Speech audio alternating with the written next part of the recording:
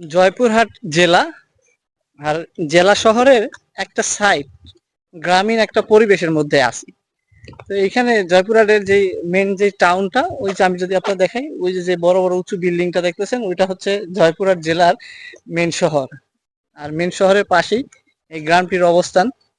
এই গ্রামে অনেক এবার যেহেতু এটা বড় একটা বিলের একটা এরিয়া, এখানে প্রচুর পরিমাণে ধান চাষ করছে। উত্তরবঙ্গে ধান চাষ কিন্তু উত্তরবঙ্গে অনেক পরিমাণে করে। আমি যদি আপনাদেরকে দেখাই একটু, এই যে আমার পিছনে এই সাইডটা, বাম সাইডে এইখানে কিন্তু ধান চাষ আছে।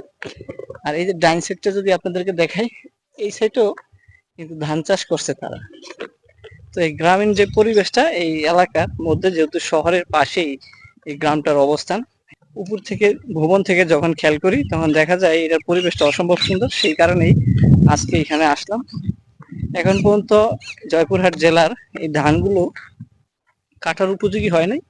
কিছু জমিনে হয়তোবা ধান পেকে গেছে, আর কিছু জমিনে আছে এখন পর্যন্ত ধান পাকার সময় এখন তৈরি হয়নি।